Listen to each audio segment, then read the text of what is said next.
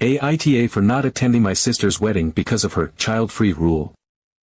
My sister recently got married, and it was a truly massive event. She had spent the better part of a year meticulously planning every single detail.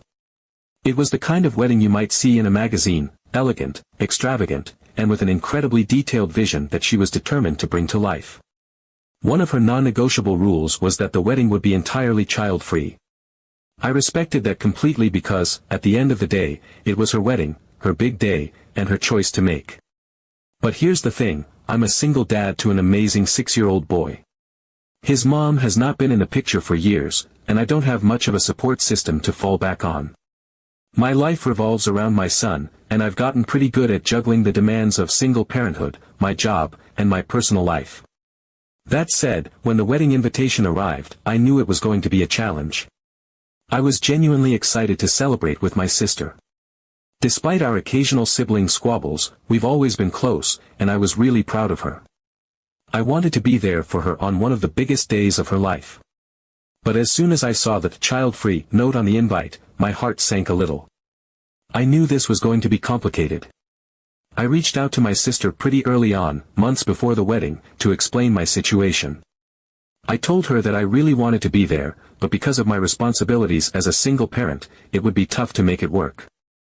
I asked if there was any flexibility with the child-free rule, just for my son, or if there was some kind of compromise we could come up with. I wasn't trying to ruin her vision or be difficult, but I was genuinely stuck. Her response was immediate and firm, absolutely no exceptions. She said she wanted a child-free wedding for a reason and that making one exception would open the floodgates for others to demand the same. I get it, I really do. It's her wedding, and she's entitled to set her rules. But that left me with a problem. Without any family members available to help, I would need to hire a babysitter for the entire day, and since the wedding was out of town, it would have to be someone who could come with me and stay overnight in a hotel with my son. I thought this was a reasonable compromise. I wasn't asking for my son to attend the ceremony or reception, I just needed someone I trusted to be nearby while I was at the event. But when I ran this idea past my sister, she shot it down. She said that even having my son in the same hotel violated the spirit of her child-free wedding and that I needed to figure it out like everyone else. I was pretty taken aback by her reaction. I wasn't trying to be difficult, but as a single dad with limited resources, my options were pretty slim. I asked if she'd be willing to help cover the cost of a sitter since attending her wedding would already require travel, a hotel, and taking time off work. She flat out refused, saying it wasn't her responsibility and that if I couldn't handle it, maybe I shouldn't come. That stung. But I still tried. I spent weeks looking for someone who could watch my son. I asked friends, coworkers, neighbors, anyone I could think of, but no one was available for an overnight gig. I even tried contacting professional babysitting services, but the logistics and cost made it almost impossible to pull off. When the date got closer and I still hadn't found a solution, I finally had to tell my sister that I wouldn't be able to attend. I let her know how sorry I was and how much I wished I could be there, but I couldn't leave my son alone or with someone I didn't trust just to make it work. Her reaction was explosive. She called me selfish and accused me of not caring about her big day. She said that everyone else with kids had managed to figure it out and that I was just making excuses. I tried to explain that my situation was different, but she wasn't hearing it. She said I was prioritizing my son over her, which, to be fair, I was, but I didn't think that was unreasonable. The wedding came and went, and I stayed home with my son. I felt guilty and sad about missing such an important day, but I knew I had made the right choice for my family. Unfortunately, my absence has caused a massive rift in my family. My sister still isn't speaking to me, and my parents have been blowing up my phone, saying I should have tried harder or found a way to make it work. They keep telling me that my sister is deeply hurt and that I should apologize for letting her down. Other relatives have chimed in as well, saying I was wrong to miss such a monumental event. I don't know what else I could have done. I tried everything I could think of to make it work, but my hands were tied. I love my sister, and I wanted to be there for her, but I wasn't willing to compromise my son's safety or well-being. Now I'm being painted as the bad guy, and I honestly don't know if I'm in the wrong. So, am I the asshole for missing my sister's wedding because I couldn't bring my son or find a sitter? Update 1. After some time to reflect on everything that had happened, I decided to reach out to my sister. I wasn't ready to let this situation fester and completely ruin our relationship. I still loved her, and despite all the hurt feelings, I wanted to try and mend things. I knew that missing her wedding had caused a lot of damage, and even though I felt justified in my decision, I also recognized that this was a big moment in her life, and my absence likely stung more than I realized. So, I decided to call her. I rehearsed what I wanted to say in my head about a dozen times before picking up the phone. My plan was simple. I wanted to apologize for not being there, explain my position one more time, and let her know that I genuinely valued our relationship and hoped we could move forward. I didn't want to rehash the arguments or get into a blame game. I just wanted to clear the air. When she answered the phone, I could immediately sense the tension. Her tone was cold, and she clearly wasn't thrilled to hear from me. Still, I pushed forward, keeping my tone calm and steady. I started by apologizing again for missing her wedding and explaining how difficult the decision had been for me. I told her how much I had wanted to be there, how I'd done everything I could think of to make it work, and how heartbroken I was to miss such an important day in her life. I hoped that being vulnerable and sincere would help soften her stance, but the conversation didn't go the way I expected. At first, she just rehashed the same things she'd said before, that I should have figured it out, that other parents had managed to attend, and that my absence had been selfish and hurtful. I tried to remain patient, even as she repeated the same arguments that had already been thrown at me 100 times. But then, as the conversation escalated, she dropped a bombshell that completely floored me. Apparently, one of her bridesmaids, her best friend, had brought her 2-year-old to the wedding. My sister explained that her friend had run into a last-minute childcare issue, and because it was an emergency, my sister had made an exception and allowed the toddler to attend both the ceremony and the reception. She said it wasn't a big deal because it was a one-off situation, and she trusted her friend to handle it discreetly. My jaw practically hit the floor. I couldn't believe what I was hearing. After everything I had gone through, all the stress and heartache of trying to make arrangements, all the times I'd been told, no exceptions, and, it's not her responsibility, and now I was finding out that she had bent the rules for someone else. Someone who wasn't even family. I tried to process what she was saying, but the more I thought about it, the more betrayed I felt. I had spent weeks trying to find a solution, even suggesting compromises like hiring a sitter to stay in the hotel with my son, only to be told that it violated the spirit of her child-free wedding. And yet, when her friend couldn't find a babysitter, my sister had suddenly decided that exceptions were okay. I felt like I had been slapped in the face. I pointed out the glaring double standard and told her how hurt I was by her decision.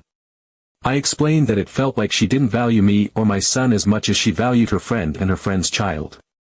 But instead of apologizing or even acknowledging my feelings, she doubled down. She said that her friend's situation was different and that I was being petty by bringing it up. She accused me of using this as ammunition to make her look bad, which couldn't have been further from the truth. I was just trying to understand how she could justify this when she had been so rigid with me. The conversation went downhill fast after that. No matter how I tried to explain my perspective, she refused to see my side. She was adamant that her decision had been reasonable and that I was blowing things out of proportion. When it became clear that we were just going in circles, I ended the call. I hung up feeling even more upset and frustrated than before. Over the next few days, I replayed the conversation in my head over and over again. I couldn't shake the sense of betrayal. It wasn't just about the wedding anymore, it was about what her actions said about how she saw me and my son. I understood that the wedding day was important to her and that she wanted everything to be perfect, but this felt personal. Allowing her friend to bring a child while refusing to extend the same grace to her own brother was a clear message, whether she realized it or not. It said that my struggles, my circumstances, and my relationship with her weren't as important as keeping her friend happy. Update 2. After learning that my sister had allowed her bridesmaid's child at the wedding, I couldn't stop thinking about the sheer hypocrisy of the situation. It gnawed at me, like an itch I couldn't scratch. I tried to bury it and move on, but every time my parents called to lecture me about how I had let my sister down, the anger and frustration bubbled back to the surface. Finally, during one of those calls, I couldn't hold it in anymore. I calmly but firmly told them about what I had learned, that my sister had made an exception to her no children rule for her best friend's toddler. I expected them to brush it off, like they had with everything else I'd brought up, but instead, they were silent. For a moment, I thought the call had disconnected. Then my mom finally spoke, and she sounded genuinely shocked. She had no idea this had happened. My dad, who had been stern and critical throughout this whole ordeal, was equally surprised. They both seemed taken aback, which was a small comfort to me. It meant that, at least on some level, they recognized how unfair this was. My mom assured me that she would talk to my sister about it. I wasn't sure what to expect from that conversation, but I appreciated that she was finally willing to address it. A part of me hoped that, once my sister realized how deeply her actions had hurt me, she might apologize or at least acknowledge that she had handled things poorly. Maybe this would be the turning point we needed to move forward. A few days later, my mom called me back. Her tone was different, quieter, more subdued. She told me that she had confronted my sister about the bridesmaid's child and that my sister had admitted it was true. At first, I felt a flicker of hope that maybe this would lead to some resolution. But then my mom dropped the rest of the story. Apparently, my sister didn't see anything wrong with what she had done. She had doubled down, insisting that her friend's situation had been a real emergency, and that it was completely different from mine. My mom tried to explain how unfair it looked, especially given how hard I had worked to find a solution, but my sister wasn't having it. Instead of apologizing, she shifted the blame back onto me. She told my mom that my absence wasn't just about the child-free rule, it was about me not making her feel important enough. She claimed that if I had really cared about her and her wedding, I would have moved mountains to be there, no matter what. Hearing that felt like a gut punch. I had spent weeks agonizing over this decision, losing sleep, and feeling torn between my responsibilities as a parent and my love for my sister. And yet, despite all of that, she was framing my absence as a personal slight, as though I had intentionally chosen not to prioritize her. It was so far from the truth that I didn't even know how to respond. I thanked my mom for telling me but told her I needed some time to process everything. Unfortunately, the surprises didn't stop there. A few days later, my dad called me. He told me that my sister had been venting to him about the situation and that during one of their conversations, she had casually mentioned that she regretted even inviting me to the wedding in the first place. According to her, inviting me had been a mistake because single parents always bring drama. Those were her exact words. My dad didn't seem to realize just how devastating it was to hear that, but for me, it felt like someone had ripped the floor out from under me. I've always been proud of how I've handled being a single dad. It hasn't been easy, but I've worked hard to build a stable, happy life for my son. To hear my sister reduce my entire life and struggles to bringing drama was heartbreaking. It wasn't just dismissive, it was cruel. I've always supported her, even when our lives were drastically different. I've been there for her during breakups, career changes, and countless other moments when she needed someone to lean on. And now, she was acting like my circumstances made me an embarrassment or a burden. My dad tried to mediate, saying that my sister was just emotional and didn't mean it, but the damage was already done. I couldn't unhear those words. They echoed in my mind every time I thought about her, making it impossible to imagine how our relationship could ever go back to what it was. In the days that followed, my parents found themselves caught in the middle. My mom, who had initially been so firmly on my sister's side, seemed to be wavering. She admitted that my sister's actions were unfair but also insisted that I needed to be the bigger person and let it go. My dad, meanwhile, kept trying to play both sides, telling me to apologize for missing the wedding while simultaneously telling my sister to cool it with the harsh comments. Their attempts to mediate only made things worse. Every time they called, I felt like I was being dragged back into the same exhausting cycle of blame and justification. At this point, I started to distance myself from the situation. I stopped answering every call from my parents and decided to take a step back from my sister entirely. I needed to focus on my son and my own well-being. The stress of this whole ordeal had been weighing on me heavily, and I couldn't keep pouring energy into a relationship that felt so one-sided. That decision wasn't easy.